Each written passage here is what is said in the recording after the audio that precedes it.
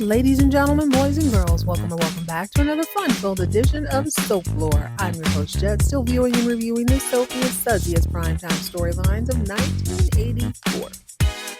Whether you're new to this or true to this, sit back and enjoy. Tell the kids it's time to play outside or out of sight. Tell babe no questions, suggestions, or concerns for the next 25 to 35 minutes. Everyone else in earshot, you can be cool, you can be quiet, or you are kicked out. It is simple as that because, baby, we are watching our stories. Ladies and gentlemen, boys and girls, this is Soap Lore.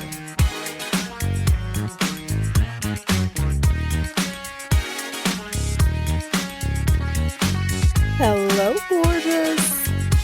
Welcome or welcome back to another fun-filled edition of Soap Lore. I hope your day is shaping up well. Baby, I'm having a time. It is a rando midweek day. I've cleared my schedule for the next couple of days, and don't it feel good to do nothing?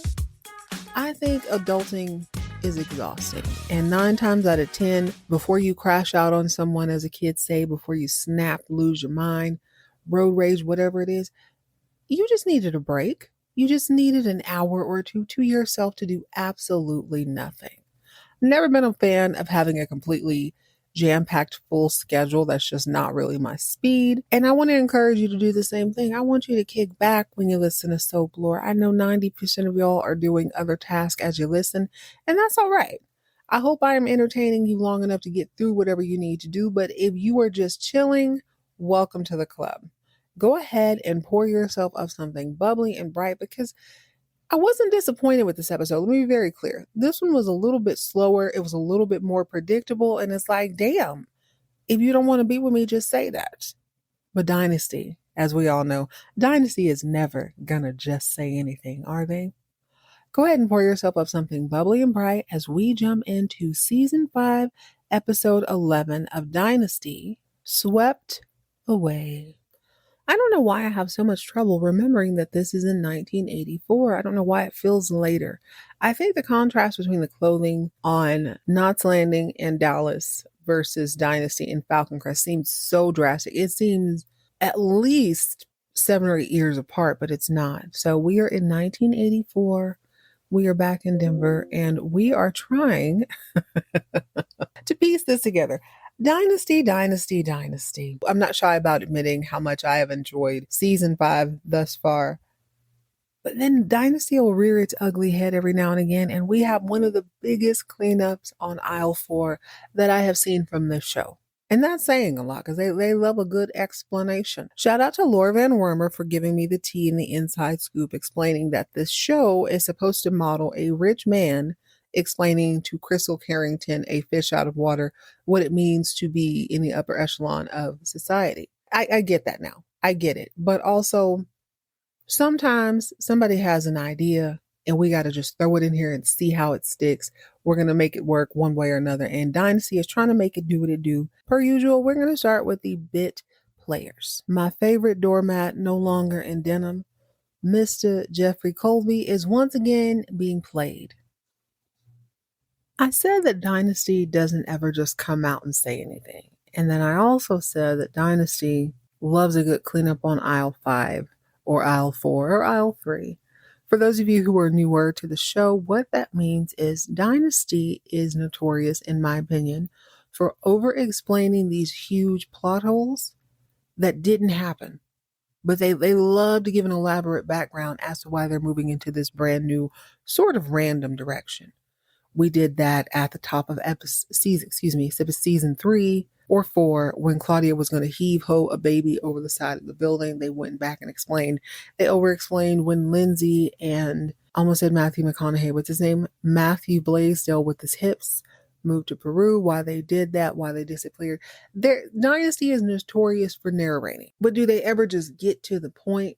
Not really. Case in point. When last we left Jeff, the denim doormat, no longer in denim, he was in La Mirage on his usual brand new quest, which is banging out other people's wives. He had just laid it down on Nicole Simpson, not that one, new one, redhead Nicole Simpson.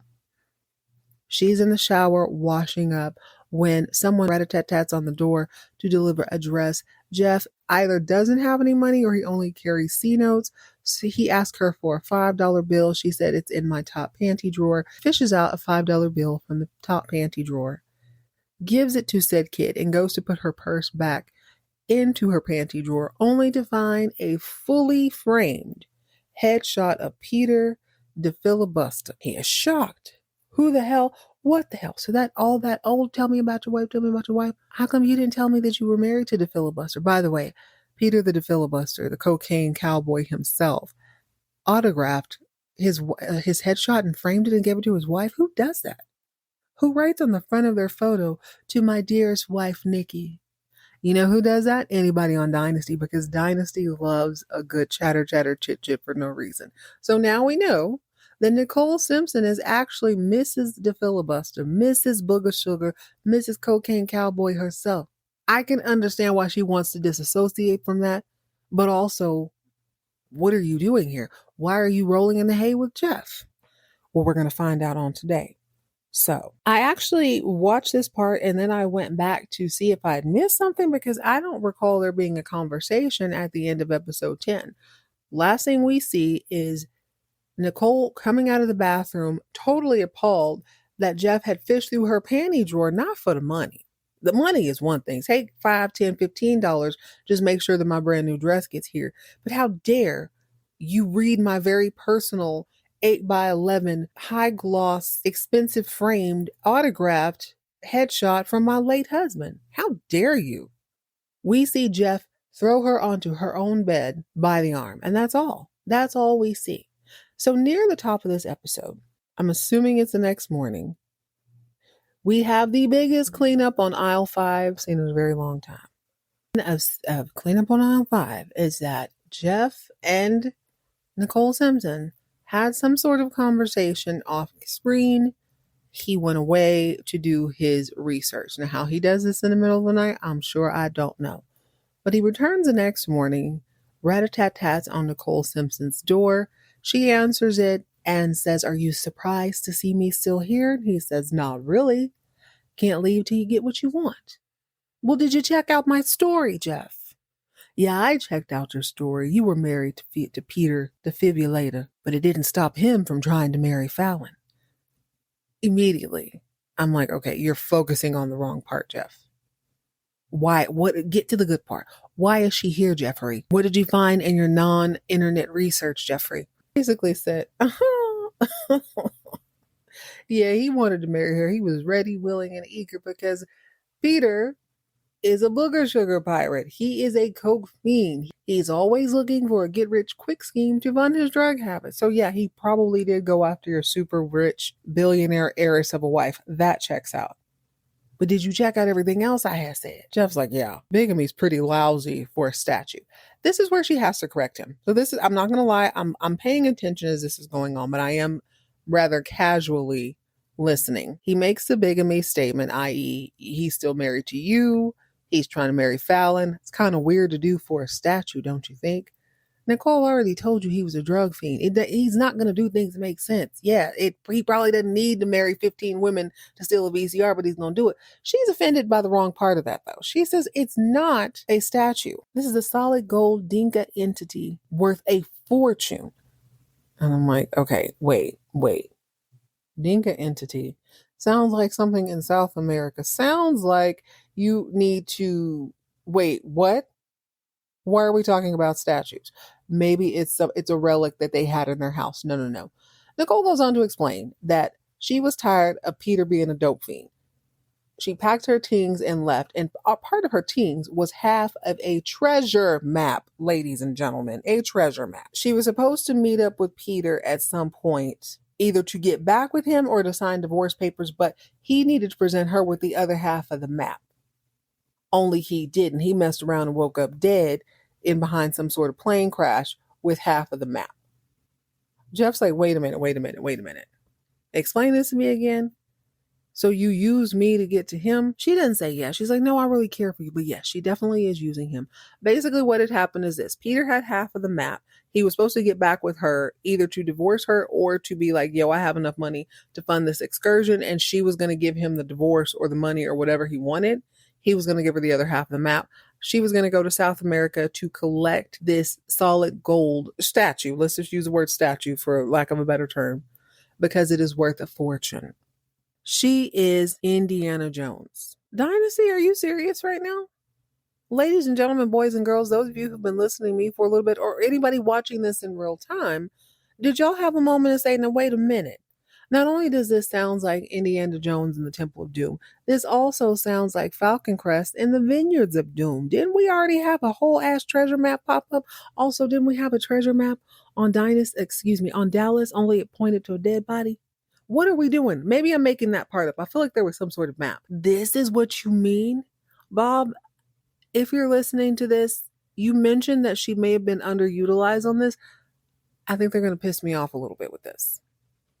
Don't get me wrong. I love Indiana Jones. I love it. I love a good excursion. I love a good jungle mystery. But you're not going to convince me that this broad flew into Denver, hung out at La Mirage in hopes of bumping into Fallon or getting access to Fallon's personal things to pull out a treasure map. What would Fallon want with a treasure map?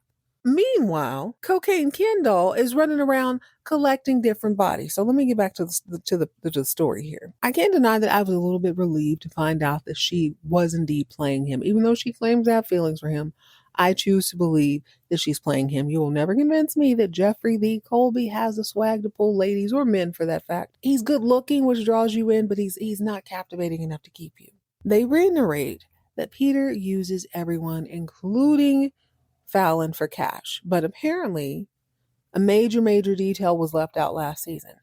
While Peter was flying around the world snorting cocaine off of tortoises and park benches and filthy bus stops, he was also doing this with a model out of LA who'd been with him the whole time. Now, Jeff gets all hopeful and whatnot. He's like, wait a minute. He was running around with a model? Well, that means maybe Fallon wasn't with him. Fast forward a little bit in the episode. Nicole is sitting at La Mirage Lounge, chilling, listening to a piano player play that song from that movie, The Way We Were. The one with Robert Redford and what's my girl's name? Barbara Streisand. I think it's called The Way We Were. I think that's the name of the song too. Or Memories. I don't know, whatever. He's playing a vaguely familiar tune on the piano that they will not name, probably because of licensing and whatnot. Apparently Jeff had got on this plane and gone to the monastery, which was the last place anyone saw Fallon. Fallon had made a phone call from the monastery to a hotel to talk to Peter in Seattle, so Jeff hops on another plane and goes to Seattle. He happens upon the desk clerk at the hotel from which King Cocaine was staying at and remembers that he saw the Kilo Ken doll himself with a bad blonde. She was with him. And someone died in that plane, so now Jeff is super hopeful. Wait a minute, Fallon is a brunette. You mean to tell me you saw the filibuster board a plane? So I didn't see him with a plane. I said at the hotel, I saw him with a baddie, and she was blonde. So now Jeff is all hopeful and whatnot. That is a major cleanup on aisle 5. Technically aisle 4, since it is tying together a story that we had no idea about in season 4, purging it into season 5. Okay, that tracks for me. We didn't see Fallon's body. I find it very hard to believe that she's running around halfway around the globe with a treasure map in her purse because she cared about Peter the filibuster so much. I don't think that was it. I thought she just didn't like jackhammers and taffeta or something. Didn't she have a whole headache behind a wedding dress? It doesn't matter. This is how Dynasty does things sometimes, and you just got to roll with it. Luckily, they're beautiful enough that you're just going to take it. We're just going to see what happens, but clean up on aisle 5. Fallon may have never boarded the plane. The filibuster was married, and he was in possession of a treasure map at some point. Hopefully, Fallon graces us with her presence and tells everybody where it is. Lord. If you like it, I love it. Let's move on to our other bit players this episode, the Mr. and Mrs. Stephen Carrington. It's about halfway through the episode when we see a very squirrely, not so medicated Claudia turning down Art Boy RD. I can't remember his full name, but you know the one, the artiste one, the one she fell asleep to with the magazine wide open. Stephen sneaks into La Mirage at Claudia's office because he's back from Santa Barbara, and he can immediately tell how weird she is. She's freaking out, even though she's the only person in the office. She asks him about the trip, and he tells her that he and old boy with his name Luke are now called the Miracles, like some R&B group. Ladies and gentlemen, that pulled me all the way out of the story. I can think of nothing and no one less rhythm and or blues than that of Steven and J-Lo's baby daddy from that movie Enough, Luke, I believe. I can think of very few people with less swag. I'm losing the plot here. Claudia is acting funny because she's already rejected Art Boy RD. He wanted to have dinner with her. He's getting all sorts of mixed signals, and let's be very clear.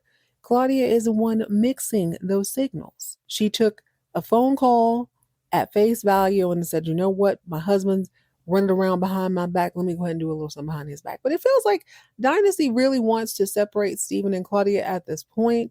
So they have been planting that seed since late season 4. You're working too much. Your mother's too involved. Now this season, it's you're working too much. There's a really hot guy that I like to have dinner with in the heat of the night. Let's make this awkward. Well, it is awkward. Later on in the episode, Luke comes by the mansion to have Steven sign something or to drop off some papers, something. And when he sees Claudia, it is very, very clear that he is not a huge Claudia fan, but his mother raised him right. Hello, Mrs. Carrington. Oh, hello, Luke. How are you? I'm well, Mrs. Carrington. He's very, very precise in calling her Mrs. Carrington. Claudia is waiting downstairs for Steven to finish getting ready so they can go get their eat on at IHOP. Claudia is peppering Luke with questions about their Santa Barbara trip. How did it go? Oh, it went well. We handled all the business we needed to handle. He seems a little more interested when they're talking about work. All work, huh? Claudia says. Quick trip. Didn't really get to see the city? Yes, it was all work, but I mean, he said, what? No. What's the word he uses? Practically. Yeah, it was meetings all day, practically nonstop. We practically worked the whole time. What the hell does practically mean, Luke? She goes, oh, that's too bad, San Diego's beautiful. Well, we got to see it a little bit. We went jogging. We did take a little dip in the pool. You know what I'm saying? We had a steak dinner, but we were both so famished and tired, all we could do was eat. She is very uncomfortable by the end of this conversation. So much so that she's like, Luke, why don't you just leave your little papers here and I'll make sure that Steven gets them. Luke, probably equally as ready to leave the room, says, okay, well, if you think Steven's going to be a while, well, wouldn't you know it, right about this time, Steven comes from from upstairs. Hey, Luke. Claudia, hey, this is Luke. She knows who that is. Claudia is giving that, I know what's going on, I see you, but you're not saying anything. She's also projecting. Here's the thing, though. Luke seems uncomfortable in this scene to me because he's not a fan of Claudia. Claudia is a little bit off-putting if you don't really know her. Steven is clearly interested. I'm going to go so far as to say he seems more interested than Luke does, in my personal opinion. Here's the thing about this episode and about 1984. I'm not really sure how far this is going to go. I understand that we have a plot to keep here, but I'm not feeling the chemistry like you would think. You know what I'm saying? I don't feel any tension other than Steven being nervous. Steven's being squirrely. Claudia's being squirrely. Luke is not necessarily squirrely. He's just like, okay, I guess I gotta. Hi, how you doing, Claudia? He can't stand Claudia. Claudia can't stand him. So if nothing else, I will allow there to be a lack of chemistry between Luke and Steven, which I'm sure this is where this is going. I will allow there not to be any chemistry right now because there is at least tension between Luke and Claudia. I can be a bit of a story snob sometimes. And I'm sorry, that's just how I am. That's how I'm built. But I can forgive it so long as the story is good. I'm always going to put the story first. And so far, so good. However, there is a couple I see that could blossom here. We'll talk about it here in a minute. I don't think they'll do it, but it could work. I'm surprised we might get a Luke and Steven in 1984. I'm very surprised. So I'm going to bet money we're not going to see what the other couple I think should happen. Could happen. Could be a lot of fun. We'll talk about that here in a minute. All right. let's move on to the main characters this episode. All right, so Blake and Crystal have successfully gotten through the birth of baby Christina. Hopefully, she didn't grow up to be a nightmare. But they're worried that their fighting is the reason that Christina is being drained like a freaking Chevy at the top of the episode. Crystal is worried. She's beside herself. She can hardly sleep in her elevated hospital bed in silk ensemble. By the way, Crystal has snapped all the way back from having this baby. Mind you, she was 8-9 months pregnant, big old belly. She is in a cinched waist silk robe. Tell me you're rich without telling me you're rich. It is my opinion that it is 100% Blake's fault that Crystal went kerplunk down them steps and had to give birth to Christina very early. Lady Doctor comes into the room, and luckily Christina's carburetor or whatever is purring like a kitten. She took to this draining and a replenishing of her fluids like a champ. Hooray for Christina. She's on to bigger and bigger things. And so is Blake. Her daddy is now on a mission to find out who Alexis's baby daddy is. Now, on the other side of town, Alexis and Amanda battle it out for who has the biggest hair in this scene. That isn't me being hateful. Mind you, I'm a woman from Texas. Your hair can be as big as it needs to be. But I do feel like Amanda was giving, put him up, put him up. She was giving Cowardly Lion, and not in the best way. She's giving Cowardly Lion from the Wizard of Oz, not the Wiz. The one on the Wiz, listen, I know a fresh bushel of Kanekalon when I see it. They did the damn thing with the Cowardly Lion on the Wiz. She's close, but it's just huge. And Alexis's hair is also huge, but I guess both of them have so many secrets to keep. It needs to have a physical representation. All right, so Alexis and Amanda are in Alexis's office, and Alexis starts asking Amanda what her plans are. Seems like she doesn't want her to go back to Europe. She says you should stay in Colorado and go to a state college, which just does not seem like that's in character for Alexis. You don't want your girl to go to a private school? I thought rich people like to send their children off, preferably at least 2,000 miles away so they can educate themselves. But perhaps she's making up for lost time. Amanda, you should stay here in Colorado. You can go to the University of Colorado. It is an amazing school. I'll take care of everything. They're having a quick conversation. Amanda says something about keeping her big mouth shut, and Dexter, who we all know doesn't knock, but loves to ear hustle apparently, bursts in and says, yeah, you could really work on keeping your mouth shut. Damn it, Dexter, why are you here? Also at the top of the episode, Dex is at Alexis's mansion, at her penthouse, having breakfast in a terry cloth robe at a table covered with silver plates and dishes and such. Amanda comes out of her bedroom in a blue silk robe, and she rolls her eyes, damn near loses her appetite. My God, today. Dex, why are you here so early? You know why he's there so early. Alexis is still sleeping whatever he did to her off.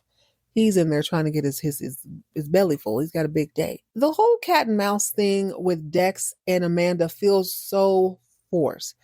I wouldn't say it's terrible acting, but two things stand out. Number one, they really want you to believe that Amanda is very juvenile. She's 19 going on 20, looking like a full-grown woman. I think she's supposed to be 20, if memory serves me correctly.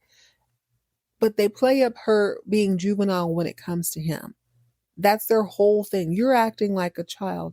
I don't want to be around you. I'm going to just, super pouty. It's not cute. And it's not even a prelude to anything interesting. It is very obvious that this is supposed to be tension.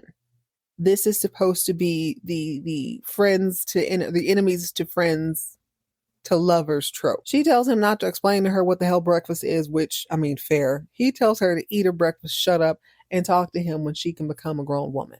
So he's already on her nerves.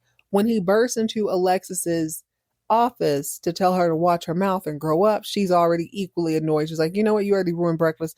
Mama, I ain't going to dinner. So we keep having these moments in the show where it's Alexis, Dexter, and Amanda about to go do mommy and daddy and daughter things. It's weird. I'm not a fan of it. Not a lot of chemistry there at all either.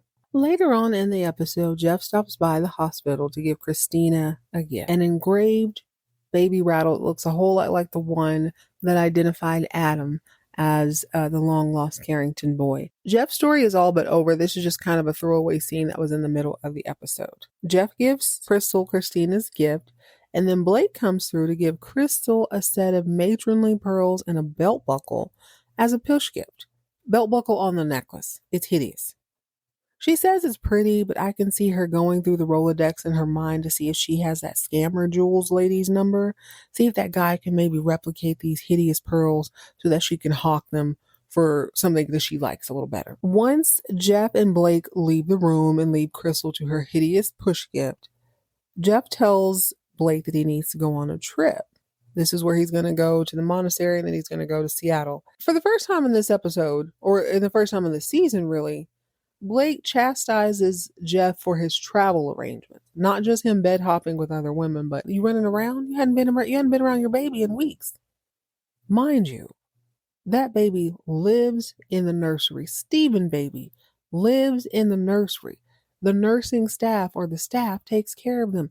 Why? What difference does it make if he stops by? I'm kind of with Jeff on this one. Jeff's like, I can call. I can send a postcard. He'll be fine. Blake gives that old, I'm not here to raise no grandbabies. I raised my kids. I'm not going to raise no grandbabies. Shut up, Blake.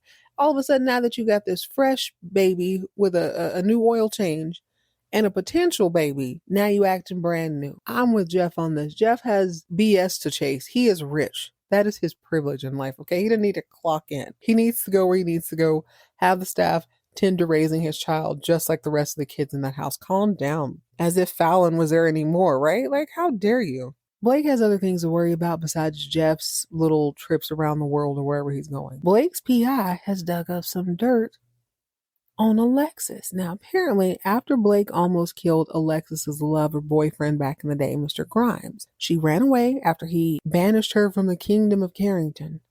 And she locked herself away in Switzerland, like literally locked herself in a cabin and didn't come out until it was time to give birth to her baby. We know this because Blake is very hoity-toity and he shows up at Alexis's office with the papers and makes her read them aloud, I guess to just stick it to her.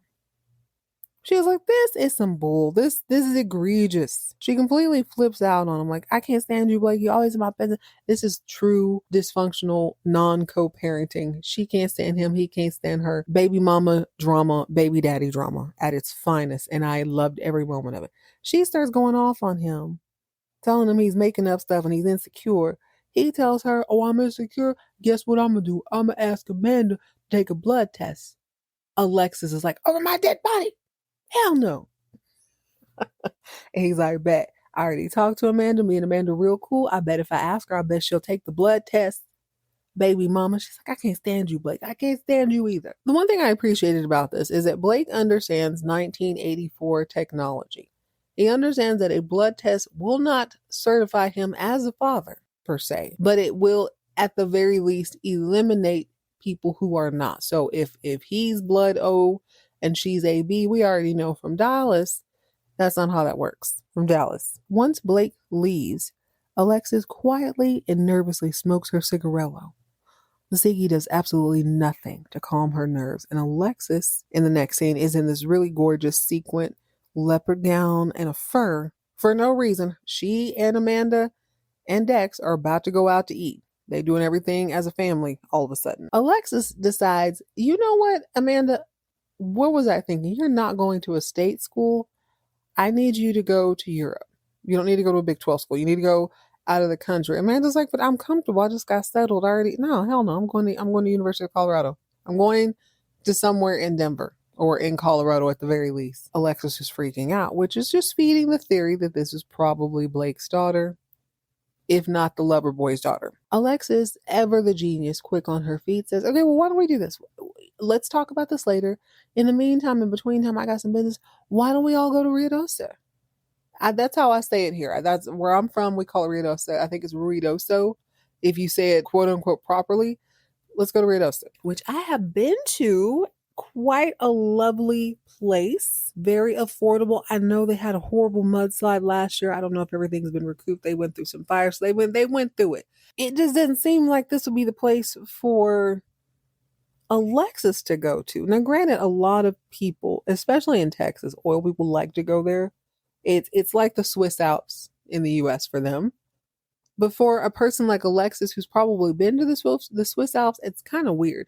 But in my mind, this is just off the radar enough for Blake not to look for her there. Plus, I think Dex is either from the Dakotas or he's from New Mexico. I can't remember. All I remember is that he likes turquoise. Alexis doesn't like to wear turquoise because it is a semi-precious stone. She don't do semi nothing. Alexis manages to get Dex and Amanda on her private jet. She misses the flight because she's too busy making sure that Blake is unable to reach Amanda. She will not have that blood test by any means necessary. She gets a call from him cussing her out, demanding that she let him see Amanda so he can get this blood test. She tells him to kiss her very expensive arse and hangs up on him. She's laughing and she's enjoying herself. She immediately calls the airport and tells them to gas up her other plane because she wants to go to London, baby. And you know what? There's not a damn thing Blake Carrington can do about it because he's on parole and he can't fly internationally anymore. Even if he's not on parole, he should be on parole. I recall his sentencing at the end of season 2. He is on parole for the murder of Ted Denard. Okay, he can't be flying all across the world. So if she want to fly, she wants to gas up any one of her many jets to go wherever she wants. That's exactly what she can do. Okay. Meanwhile, in Ruidosa, there's a snowstorm, or those of you who actually have seasons, maybe it's a blizzard, I don't know. Either way, there's enough snow coming down quickly that they can't leave the souped up cabin that they're in. Amanda and Dex can't leave the super sweet chalet or super cabin that they're in Ruidosa because of the blizzard. This is where it gets absolutely ridiculous. Dex and Amanda are on the plane when they find out that Alexis won't be joining them. Amanda insisted, I'm getting off this plane. I'm not going anywhere with you. It is so boring. It is so juvenile. Also, her accent isn't great. I know that Alexis's accent is genuine, but it seems like she's been in America long enough. She's an actress. She knows how to manipulate it. The child playing Amanda, I don't think she's British.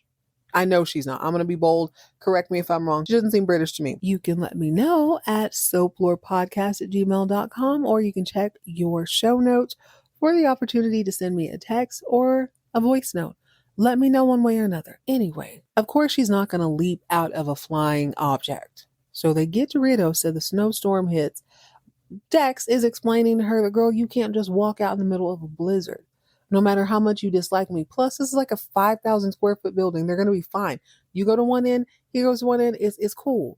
But no, do you know, Soap Fiend, what happens? Of course you know, because either you've seen this or it's obvious.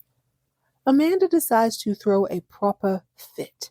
She reaches for anything within reach. Pillows, cotton balls, very light objects that aren't going to make super thuddy sounds on set. She even picks up a Bible or an Encyclopedia Britannica to come across Dex's head, but he's swift and he easily grabs a book, and somehow they do the 1-2 cha-cha-cha and end up lying on an already ready-made blanket in front of the fire and capture each other's attention. We get a captivating close-up of Dexter staring longingly into Amanda's eyes. Amanda is looking up from the floor.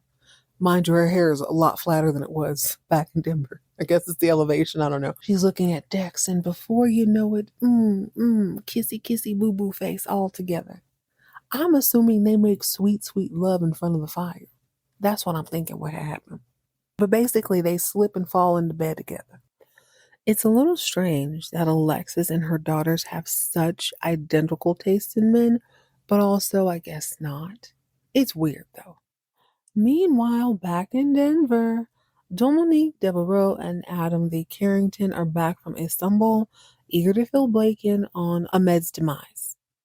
Allegedly, Ahmed was shot by some guy that he double-crossed back in the day. That guy joined the military and patiently waited for a track to explode on. Despite the governor or whoever, or general of the Istanbul Police Department or Army said, hey, nobody shoot. This guy was like, I'm absolutely going to shoot. Like I said, I have things to do today. I'm not leaving here dead, but Ahmed is going to leave here dead. Adam and Dominique explained that listen, Blake, despite your very poorly, highly suspicious plan, some rando took Ahmed out. We had nothing to do with it. You ain't had nothing to do with it. Blake's like, yeah. I believe this. This feels good to my ego. I'm going to swallow this. Dominique is thanked by Blake for all of her participation, and she ominously announces that she always delivers what she promises. No joke, this statement lingers in the air, like no one says anything for a full 6 or 7 seconds after that. Blake is the first one to speak, and he's like, yo, Adam, why don't you go ahead and stir up a press conference for us so that I can let the whole world know that Ahmed told the whole world before he died that I didn't have anything to do with that government being overthrown. It's just a weird timing situation. Dominique looks at Blake and says, Blake, I don't mean to pry, but are you sure you want to read that deathbed confession? It seems like a hell of a coincidence that he was killed immediately after he signed that. Blake's like, Avi, yeah, no. You don't know what you're talking about, Dominique. I'm going to go through with this. She's like, do what you need to do. So I'm going to backtrack just a little bit with Amanda. Right after Adam and Dominique come back from Istanbul, Adam, I guess, goes over to his mom's house to say hey, but his mom's not there. It's only Amanda. Amanda is out on this terrace and she's drawing when Adam walks out there to chat with her. Now, I am shocked as hell when Adam recognizes the drawing as Dexter. I'm not even being funny, you guys. I thought she was drawing like an assailant from a 7-Eleven robbery or something. I didn't know who that was. It never even occurred to me that she was drawing Dexter. I thought it was like a young Bob Barker or something. She tells Adam that she can't stand Dex and she draws because it calms her nerves. She likes to sketch from time to time to soothe the burning inside of her. The lust. She's like, hey, bro, I can even draw you sometimes if you want. Now, Adam has picked up this drawing by this point, and he is examining the picture a little closer and decides he is way too fine to be disrespected by her less than stellar artistic skills. So he claims that he's too jet lagged to sit stock still. Oh, I love you, sis. I'm just really tired right now. I couldn't possibly be drawn poorly by you right now. Anyway, how goes it? What's going on around here? Amanda tells him, she's like, brother, you know what's going on? God, every time I'm around my mama or Dexter or hating Steven, I can't help but flip out. I turn into a complete nightmare when I'm around them. And Adam's like, word, I understand. I love that the bookend Carringtons, I'm going to go ahead and call her a Carrington. It's kind of obvious at this point. If she's not, she's close enough. She is his sibling regardless. So the bookend kids, it's so funny that they get along. He puts Amanda up on game because she's saying that her mother and Dex and Steven bring out the worst in her, but the only person who halfway understands her is Blake. Adam's like, listen, girl, if I don't know nothing, I know this. Like your piss poor juvenile drawing, Blake ain't it, baby. He's just not. You might as well keep practicing whatever you're doing. Blake ain't it, my little. Apparently, that's a consensus of several people. So let's fast forward a little bit to this press conference. Adam, Dominique, and Blake gather with a dozen or so of their closest reporter friends and retell the tale of Ahmed's unavoidable demise. Dominique is unfadable. She is made for the spotlight. She can answer questions smoothly. She is charming the pants and off of each one of these reporters. Adam is debonair. He is pristine. He is precise. He is commanding the room. He is calm, cool, and collected. You believe every word that is coming out of his mouth. Blake is cocky enough to believe that this is all very believable.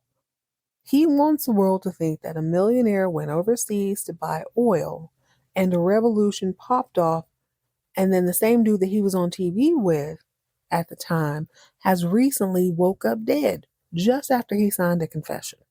Shot to death immediately after he signed said confession. This seems like a likely story, but crazier things have been true.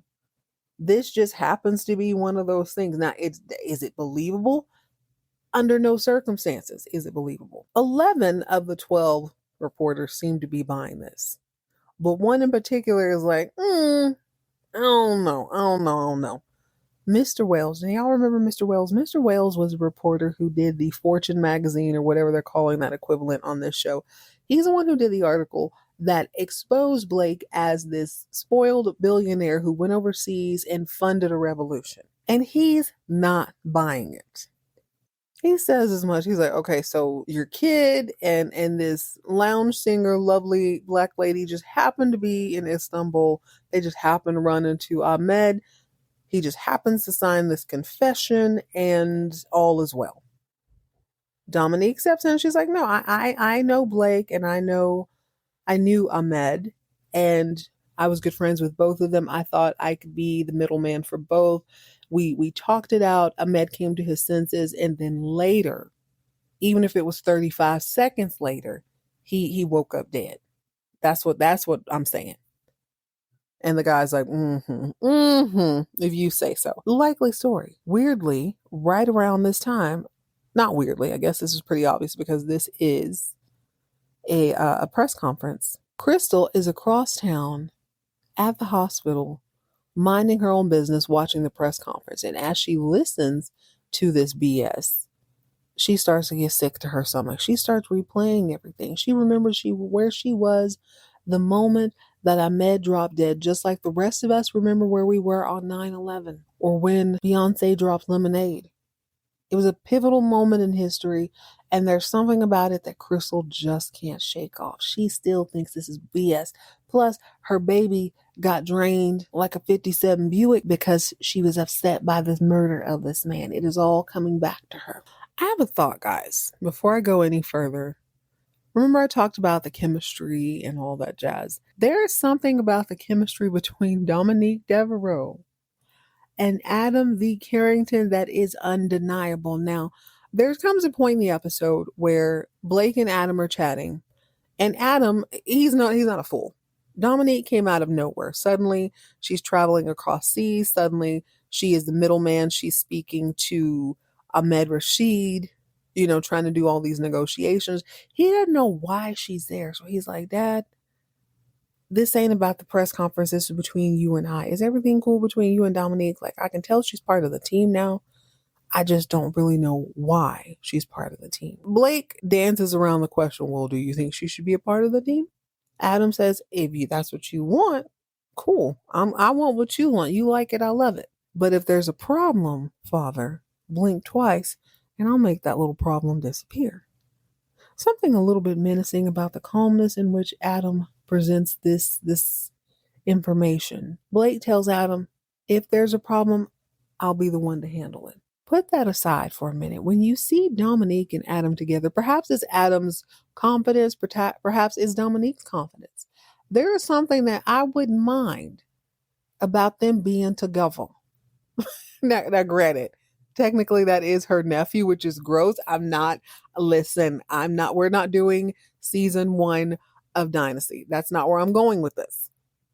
But I'm just saying, I feel the chemistry. Now, there shouldn't be chemistry there. This is absolutely taboo. But I certainly don't think they'll do interracial couple and a gay couple in the same season in 1984. Hell, I don't even see that. I don't think I've seen that. Maybe 2014, maybe occasionally. I'm just saying they would work together. You know who else I think kind of works together? This is very, very scandalous. Mr. Wales, who by all intents and purposes is a decent looking man. He is not soap opera gorgeous, but he's okay. There is a cockiness about him that reminds me like of an Ed Harris. I would love to see him and Crystal together. I am all for it. I am finding chemistry on this show in all the wrong places, all the taboo places. Now, Crystal and Wales is not a bad combination. I just don't think it'll happen. I don't see why it would, but it could be gorgeous together. Dominique and Adam with his crazy kookaloo nutty stuff and her being able to put him in his place. I am here for it. But let's move on. We have reached the final little tidbit. So after a passionate night of fireplace, front porch lovemaking, or pillow fort fireplace lovemaking in the beautiful mountains of Ruidoso, we find Amanda and Dex. I don't know why I keep wanting to call him Dex, because I want to say Dexter. We find Amanda and Dex in similar position they were at the top of the episode. It is the next morning. It is time to eat a little bit of brekkie. And you know what? The snow has stopped falling. The sun is out and the light of day is quite sobering. They are both awkward and seemingly regretful of what happened. Only they're still playing this odd little cat and mouse game. Dex wants to be an adult and have a conversation with Amanda. Like, listen, Amanda, I didn't mean for that to happen. Do you know what this young lady says to him? She says, do you make it a habit of forcing yourself on young women? He calmly says, Amanda, I don't recall myself forcing anything on anybody. Before they can get too deep in it, she makes a scene. She says it's not snowing. She's now going to walk to the airport all of a sudden. Dex tells her, okay, just because the snow has stopped falling, it doesn't make it safe to walk on it's dumb. Please calm down. Before they can get too deep into this, guess who shows up out of nowhere? Alexis. Alexis and a driver. She shows up with champagne and caviar because she figures they have been holed up inside of a luxury cabin all night. They must be famished. Darlings, get your belly full because we are about to board a plane. We're going to go to jolly old England. Amanda's like, England? For what? For a wedding, ladies and gentlemen. Whose wedding? The wedding of Dexter and Alexis Carrington Colby. Now, I gotta be honest, ACC hits way harder than ACCD. Actually, I hadn't said that out loud together. ACCD sounds amazing. It's a lot to monogram. But Alexis Carrington Colby Dex, actually, it works. I retract all of my previous thoughts and statements. I'm here for it. Alexis Carrington Colby wants to be Alexis Carrington Colby Dexter, despite the fact that her baby girl and her booski just rolled on a fort made of pillows in front of the fireplace. End scene. Really, really good episode. Just a bunch of misplaced couplings. It's very clear, like I said, I think they were trying to break up Steven and Claudia for a while. I'm not really attached to it either way. I love me some Claudia. Used to love Steven. Steven is becoming brattier as time goes by, but I'm really curious to see what happens with him and Luke.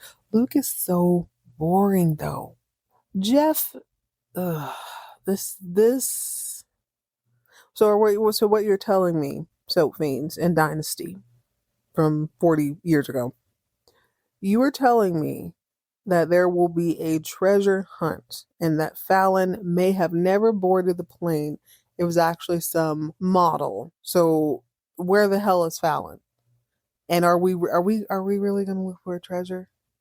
This seems like a daytime soap storyline, right? The missing person, if they come back, if Fallon comes back, I would have to guess she's not going to know who the hell she is. She can't. Or she's probably a monk somewhere. If this was daytime television, 100% she'd be a monk somewhere. She doesn't know who the hell she is. Or she'd have an entirely different family, like the movie Overboard with Goldie Hawn, which I love. Anyway, where is Fallon? Where is said treasure? Is the filibuster? The filibuster better be dead. I'm not in the mood to see Cocaine Ken doll show up again. We really don't need all that again. What is Dominique up to? What is going to happen? I guess we'll have to find out on the next episode. All right, guys, that's it. That's all. Thank you for joining me for another fun-filled edition of Soap Lore. Remember, you can leave a shout out to whomever you want. Let me know what your favorite episode is. Let me know what you think about season 5 if this is your first time watching. Let me know your thoughts on anything I've ever talked about. I want to hear from you. You can check your show notes if you're listening on your mobile device. There is a link that says send us a text. You can send a text or you can send a voice note. I got a fun one to play for you guys next time. Also, you can reach out to me at soaplorepodcast@gmail.com. That's soaplorepodcast@gmail.com. In the meantime, in between time, don't hide your paramour's picture in your panty drawer. It'll blow up in your face every time.